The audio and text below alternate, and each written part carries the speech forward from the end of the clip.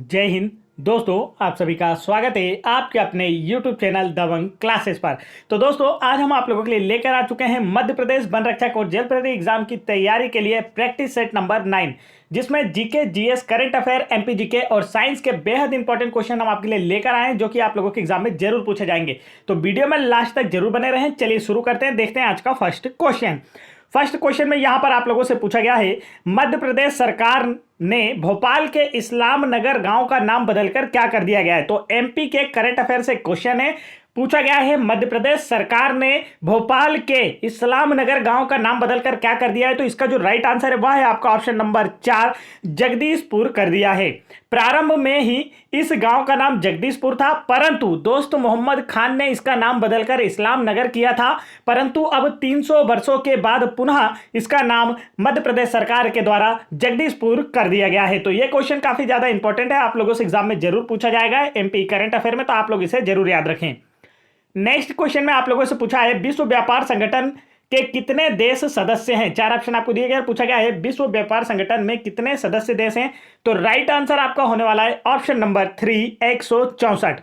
विश्व व्यापार संगठन अर्थात WTO वर्ल्ड ट्रेड ऑर्गेनाइजेशन में टोटल सदस्य देशों की संख्या 164 है और यह विश्व का सबसे बड़ा आर्थिक संगठन है।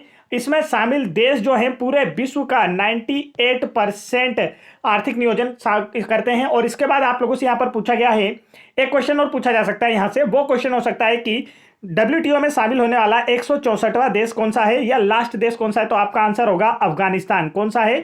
अफगानिस्तान जो है यह WTO में शामिल होने वाला सबसे लास्ट देश या 164वां देश है। WTO की जो स्थापना है 1 जनवरी 1995 को की गई थी। आगे बढ़ते हैं नेक्स्ट क्वेश्चन की ओर। नेक्स्ट क्वेश्चन में यहां पर आप लोगों से पूछा गया है, किस राज्य ने मिशन ड्रग्स फ्री देवभूमि अभियान चलाया है। 4 ऑप्शन आपको दिए गए और पूछा गया इनमें से किस राज्य ने एक मिशन चलाया है ड्रग्स फ्री देवभूमि। तो इसका जो राइट आंसर है वह क्या होगा। तो यदि आप जानते हैं कि देवभूमि के नाम से किस राज्य को जाना जाता है, तो इसका आंसर आप कर पाए होंगे। करेक्ट आंसर है ऑप्शन नंबर 3, उत्तराखंड। उत्तराखंड राज्य को देवभूमि के नाम से भी जाना जाता है और इसी राज्य ने ड्रग्स फ्री देवभूमि अभियान चलाया है। उत्तराखंड के जो सीएम है वह पुष्कर सिंह धामी है। उत्तराखंड की राजधानियां हैं देहरादून और गैरसैंण और उत्तराखंड के जो वर्तमान राज्यपाल हैं वह हैं गुरमीत सिंह। आगे चलते हैं नेक्स्ट क्वेश्चन की ओर। नेक्स्ट क्वेश्चन में यहां पर आप लोगों से पूछा गया है, बाबर मूल रूप से भारत में कहां से आया था। तो आपसे पूछा गया है जो बाबर है जिसने मुगल साम्राज्य की स्थापना की, यह मूल रूप से भारत में कहां से आया था। तो इसका जो राइट आंसर है ना दोस्तों, वह है आप लोगों का ऑप्शन नंबर 2, फरगना। बाबर मूल रूप से फरगना से आया था। बाबर ने 1526 में पानीपत के प्रथम युद्ध में इब्राहिम लोदी को हराकर भारत में मुगल वंश की नींव रखी थी। आगे चलते हैं नेक्स्ट क्वेश्चन की ओर। नेक्स्ट क्वेश्चन में यहां पर देखिए आप लोगों से पूछा गया, देखिए पिछले क्वेश्चन से 2 क्वेश्चन और बनते हैं। एक क्वेश्चन आप लोगों से पूछा जा सकता है कि बाबर ने किस बुक की रचना की। तो आपका आंसर होगा बाबरनामा। या फिर आप लोगों से क्वेश्चन बोल सकता है कि बाबरनामा की रचना किसने की थी। तो आपका आंसर होगा बाबर ने। और एक दूसरा क्वेश्चन बनता है कि बाबर ने बाबरनामा में किस शासक को भारत का सर्वाधिक शक्तिशाली शासक बताया है। तब आपका आंसर क्या होगा? कृष्णदेव राय को। ठीक है, बाबर ने अपने बाबरनामा बुक में कृष्णदेव राय को भारत का सबसे शक्तिशाली सम्राट बताया था। आगे चलते हैं नेक्स्ट क्वेश्चन की ओर। नेक्स्ट क्वेश्चन में यहां पर आप लोगों से पूछा गया है, माधव राष्ट्रीय उद्यान पहले कहां के महाराजा का शिकार आरक्षित क्षेत्र था। तो इसका जो राइट आंसर है वह क्या होगा? करेक्ट आंसर आपका होने वाला है ऑप्शन नंबर 2, ग्वालियर। माधव राष्ट्रीय उद्यान जो है यह स्वतंत्रता से पूर्व ग्वालियर के सिंधिया राजवंश का शिकार स्थल था। इसके मध्य में सांख्य सागर झील स्थित है, जिसे सिंधिया राजाओं के द्वारा बनाया गया था। तो यह क्वेश्चन एमपीएसआई एग्जाम 2017 में पूछा गया था कि सांख्य सागर झील कहां स्थित है। ऑप्शन में आपको सारे राष्ट्रीय उद्यान दिए थे, जिसका आंसर था माधव राष्ट्रीय उद्यान। यह आपको अच्छे से याद रखना है। और इसमें सर्वाधिक वन घनत्व पाया जाता है। तो यदि आप लोगों से पूछा जाए कि किस राष्ट्रीय उद्यान में सर्वाधिक वन घनत्व पाया जाता है, तब आपका आंसर क्या होगा? सर्वाधिक वन घनत्व जो है माधव राष्ट्रीय उद्यान में पाया जाता है। और यदि आप लोगों से पूछा जाए कि भारत का सर्वाधिक बाघ घन घनत्व किस राष्ट्रीय उद्यान में पाया जाता है, तब आपका आंसर होगा बांधवगढ़ राष्ट्रीय उद्यान में।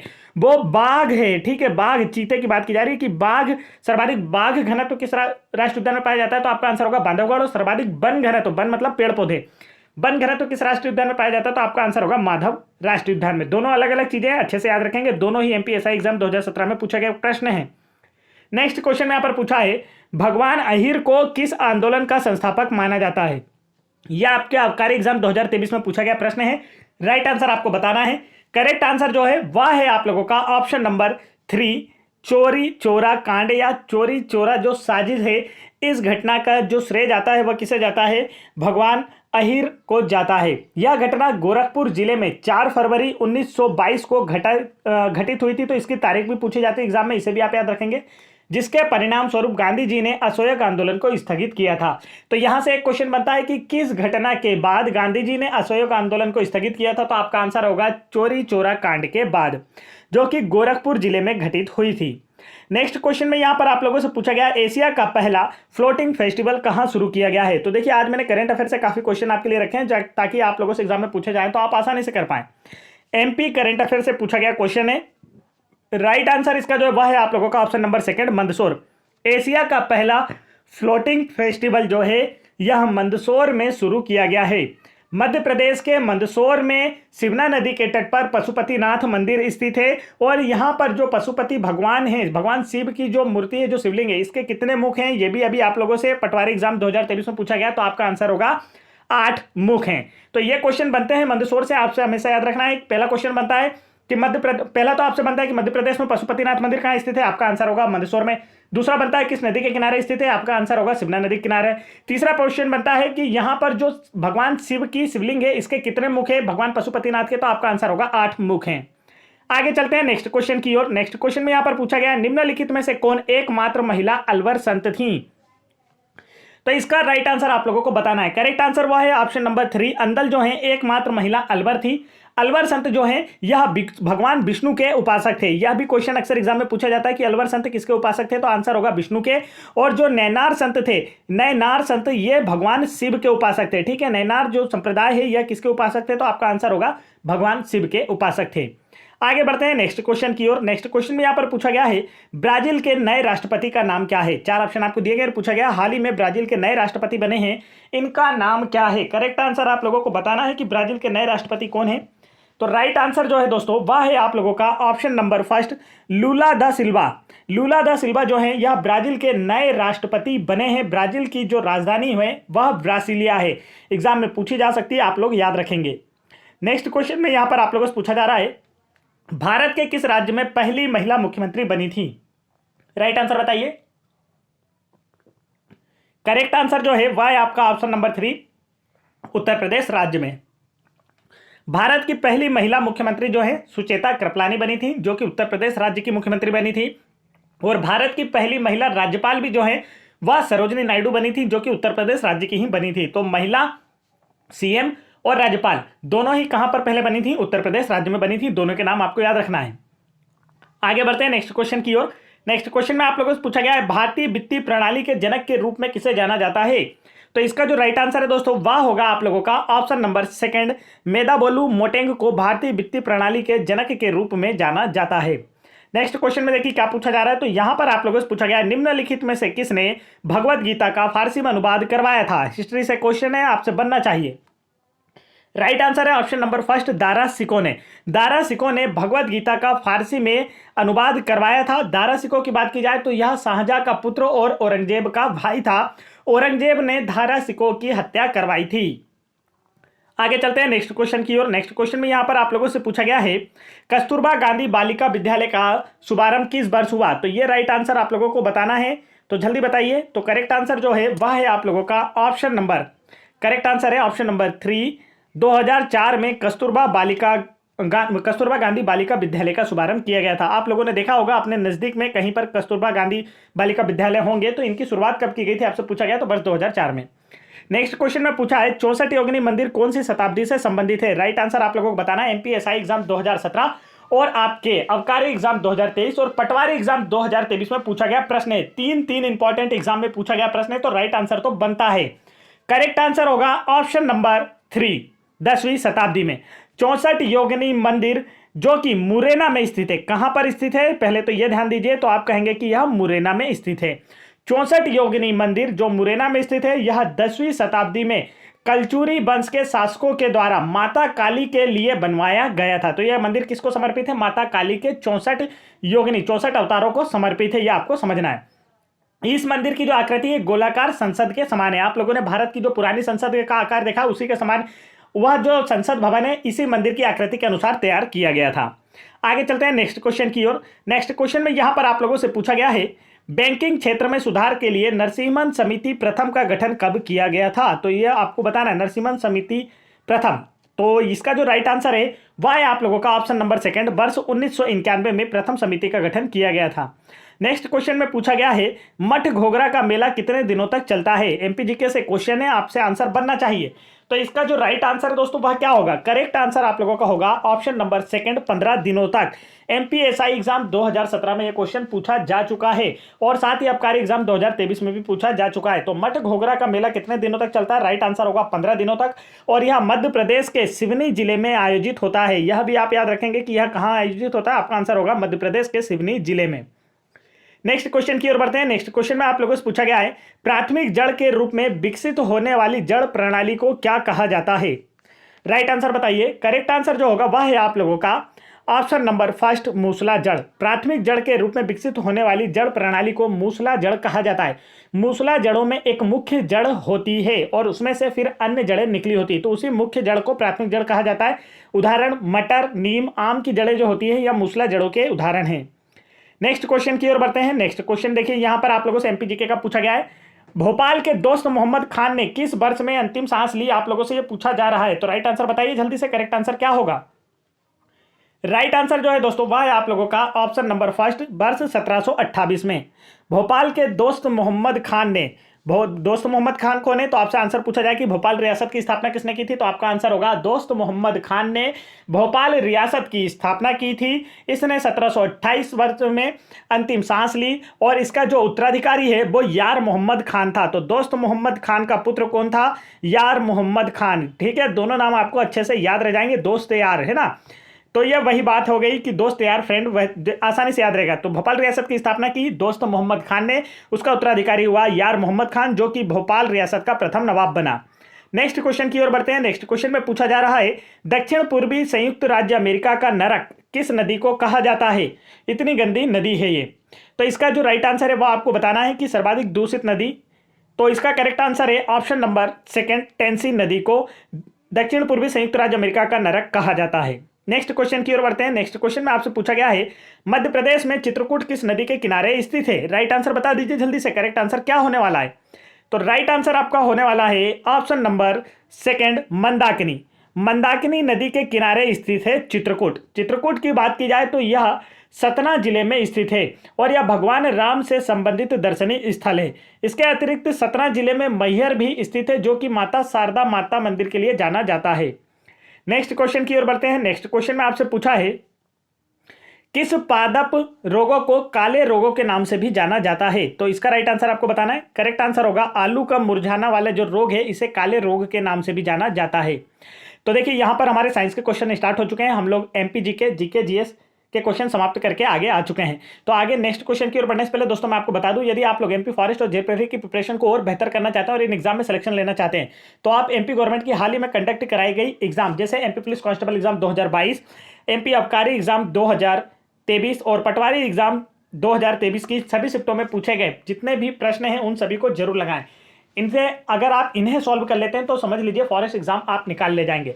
यदि आप लोग इन पीडीएफ को डाउनलोड करना चाहते हैं तो आप वीडियो के डिस्क्रिप्शन में दी गई लिंक पर क्लिक करके डाउनलोड कर सकते हैं। साथ ही यदि आप इन एग्जाम की सब्जेक्ट वाइज पीडीएफ, मतलब कि अगर आप मैथ्स की 70 शिफ्टों की चाहें तो पूरी 70 शिफ्टों की पटवारी एग्जाम की मैथ्स की पीडीएफ, हिंदी की अलग से पीडीएफ, ताकि आपको पढ़ने में आसानी हो। सब्जेक्ट वाइज पीडीएफ पढ़ने में आसानी होती है। जब आपका मन हिंदी पढ़ने का हो तो आप रेगुलर 70 शिफ्टों की हिंदी पढ़ सकते हैं। जीके पढ़ना हो तो रेगुलर 70 शिफ्टों का जीके या मैथ्स अपने मन से कुछ भी पढ़ सकते हैं। तो अगर आप इन्हें या पीडीएफ को डाउनलोड करना चाहते हैं वीडियो के डिस्क्रिप्शन में दी गई लिंक पर क्लिक करके डाउनलोड कर सकते हैं। नहीं तो इस नंबर पर, जो नंबर मैं आपको दे रहा हूँ स्क्रीन पर, इस पर व्हाट्सअप करके भी हमसे यह पीडीएफ प्राप्त कर सकते हैं, जिससे आपकी प्रिपरेशन बेहतर हो पाएगी और आने वाले फॉरेस्ट और एमपीएसआई कांस्टेबल जैसे एग्जाम में आपका भी सिलेक्शन हो पाएगा। तो नेक्स्ट क्वेश्चन में यहां पर पूछा है एक पोषी स्तर से अगले पोषी स्तर तक कितनी ऊर्जा स्थानांतरित होती है, आप लोगों को बताना है। चलिए करेक्ट आंसर बताइए। तो इसका जो राइट आंसर है दोस्तों वह है आप लोगों का ऑप्शन नंबर सेकंड, 10%। एक पोषी स्तर से अगले पोषी स्तर तक 10% ऊर्जा स्थानांतरित होती है। देखिए कहने का मतलब क्या है, जैसे मान लीजिए उत्पादक, ये क्या है, उत्पादक है। सूर्य से प्रकाश आया और उत्पादक, पेड़ पौधों ने अपनी ऊर्जा बनाई, कितनी बना ली? 100% ऊर्जा बनाई। अब देखिए इसके बाद इसे कौन खाएगा? तो प्राथमिक उपभोक्ता। कौन खाता है? प्राथमिक उपभोक्ता। तो इसके पास मात्र 10% गई। फिर इसके बाद देखिए इसके कौन खाता है? तो द्वितीयक उपभोक्ता। कौन खाता है? द्वितीयक उपभोक्ता। अब द्वितीयक उपभोक्ता, तो इस 10 का 10% गया, तो मतलब द्वितीयक उपभोक्ता के पास कितना है? 1%। फिर इसका 10% तृतीयक उपभोक्ता का मिलता है, तो देखिए इसका 10% मतलब 0.1%। फिर इसका भी 10% अपघटक को मिलता है और वापिस फिर उत्पादक। तो इस प्रकार से ऊर्जा का एक स्तर से दूसरे स्तर में जब ऊर्जा स्थानांतरित होती है तो कितनी ऊर्जा जाती है? तो आपका आंसर होगा 10% ऊर्जा स्थानांतरित होती है पोषी स्तर में एक स्तर से दूसरे स्तर में। नेक्स्ट क्वेश्चन यहां पर पूछा गया है, किस शैक्षणिक संस्था ने शोध किया है कि भारत गंगा के मैदान में अमोनिया की अधिकतम मात्रा पाई जाती है? तो आपको बताना है। करेक्ट आंसर होगा आपका ऑप्शन नंबर 3, आईआईटी खड़गपुर ने यह शोध किया है कि भारत गंगा के मैदान में अधिकतम अमोनिया की मात्रा पाई जाती है। आगे चलते हैं नेक्स्ट क्वेश्चन की ओर। देखिए खड़गपुर से एक क्वेश्चन और याद रखेंगे। आईआईटी खड़गपुर जो है यह भारत का सबसे पहला आईआईटी संस्थान है। आगे बढ़ते हैं नेक्स्ट क्वेश्चन की ओर। नेक्स्ट क्वेश्चन में आप लोगों से यहां पर पूछा गया है, लिग्नाइट किस प्रकार का ईंधन है? तो इसका राइट आंसर आप लोगों को बताना है। करेक्ट आंसर जो होगा वह है आप लोगों का ऑप्शन नंबर फर्स्ट, द्वितीयक ईंधन है। लिग्नाइट एक प्रकार का द्वितीयक ईंधन है। जिन ईंधन को प्राथमिक ईंधन के सहयोग से बनाया जाता है उसे द्वितीयक ईंधन कहा जाता है। जैसे जल गैस, वायु अंगार गैस, लिग्नाइट, यह सभी क्या है? इसके उदाहरण हैं।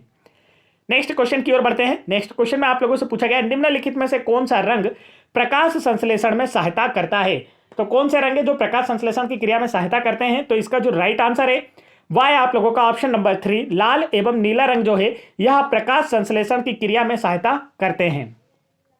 आगे चलते हैं नेक्स्ट क्वेश्चन की ओर। यहां पर आप लोगों से पूछा गया है, निम्नलिखित में से कौन सा एक समुदाय की विशेषता नहीं है? 4 ऑप्शन आपको दिए गए और पूछा गया इनमें से कौन सा एक समुदाय की विशेषता नहीं है? तो इसका राइट आंसर आपको बताना है। करेक्ट आंसर जो होने वाला है दोस्तों वह होगा आप लोगों का ऑप्शन नंबर सेकंड, समुदाय हमेशा स्थिर होते हैं, यह एक समुदाय की विशेषता नहीं है। देखिए समुदाय जो होते हैं हमेशा परिवर्तित होते रहते हैं, इनकी गति बहुत धीमी होती है, समुदाय कभी स्थिर नहीं होते। ये तीनों बिल्कुल सही है। परिवर्तन ही प्रकृति का नियम है, तो यह कभी स्थिर नहीं होता है। यह ऑप्शन क्या है? गलत है। नेक्स्ट क्वेश्चन की ओर बढ़ते हैं। नेक्स्ट क्वेश्चन में आप लोगों से पूछा गया है, कार्यात्मक समूह वाले कार्बनिक यौगिकों के रूप में जाना जाता है। 4 ऑप्शन आपको दिए गए और पूछा गया इनमें से कौन सा कार्यात्मक समूह वाले यौगिकों के रूप में जाना जाता है? तो इसका जो राइट आंसर है वह है आप लोगों का ऑप्शन नंबर 4, कार्बोक्सिलिक अम्ल कार्यात्मक समूह वाले कार्बनिक यौगिकों के रूप में जाना जाता है। नेक्स्ट क्वेश्चन में आप लोगों से पूछा गया है, जड़ बाल कहां से उगते हैं? 4 ऑप्शन आपको दिए गए और पूछा गया है जड़ बाल जो है यह कहां से उगते हैं? आपने एक मुख्य जड़ देखी और मुख्य जड़ में जो जड़ बाल है ये कहां से उगते हैं आप लोगों से ये पूछा जा रहा है, तो आपका आंसर होगा परिपक्वता क्षेत्र से उगते हैं। नेक्स्ट क्वेश्चन की ओर बढ़ते हैं। नेक्स्ट क्वेश्चन में पूछा गया है, एसिटिलीन और संश्लेषण गैसें किस प्रकार के ईंधन हैं? तो देखिए यहां पर अभी आपको मैंने बताया था कि मुख्य ईंधन के या प्राथमिक ईंधन के सहयोग से जो ईंधन तैयार किए जाते हैं उन्हें द्वितीयक ईंधन कहते हैं। तो यहां पर एसिटिलीन और संश्लेषण गैसें भी कैसे ईंधन है? तो आपका आंसर होगा द्वितीयक गैसीय ईंधन के उदाहरण है। नेक्स्ट क्वेश्चन की ओर चलते हैं। नेक्स्ट क्वेश्चन में आपसे पूछा है, आयरन खालिस्तान में मायोग्लोबिन का एक घटक है, तो इसका जो राइट आंसर है वह क्या होगा? करेक्ट आंसर आपका होने वाला है ऑप्शन नंबर 4, मांसपेशियों की कोशिकाओं। आयरन जो है या मांसपेशियों की कोशिकाओं में मायोग्लोबिन का एक घटक है। तो ये थे दोस्तों आज के टॉप 30 क्वेश्चन जो कि हम आप लोगों के लिए GK GS, current affair, MP GK और साइंस के लेकर आए थे, जो कि आपके एग्जाम में जरूर पूछे जाएंगे। तो वीडियो पसंद आए तो वीडियो को लाइक कीजिए और यहाँ पर हमने जो क्विज रखी है इसका भी आंसर हमें कमेंट करके जरूर बताइए। आज की क्विज है, मध्य प्रदेश के किस जिले से चंबल नदी की उत्पत्ति होती है? काफी सरल क्वेश्चन आपसे पूछा है, इसका आंसर आप लोग जरूर कमेंट करके बताएं। वीडियो पसंद आए तो वीडियो को लाइक करें। साथ ही यदि आप लोगों को जितने भी पीडीएफ दिखाई गई थी उन सभी को डाउनलोड करना चाहते हैं तो आप इस नंबर पर हमें व्हाट्सअप करके आसानी से सारी पीडीएफ प्राप्त कर सकते हैं 7610427090 पर। वीडियो पसंद आए तो वीडियो को लाइक करें। चैनल पर पहली बार आए तो चैनल को सब्सक्राइब करके बेल आइकन के बटन जरूर दबा लें ताकि ऐसे इंपॉर्टेंट एजुकेशनल वीडियो का नोटिफिकेशन आप तक आसानी से पहुंचते रहें। जय हिंद दोस्तों।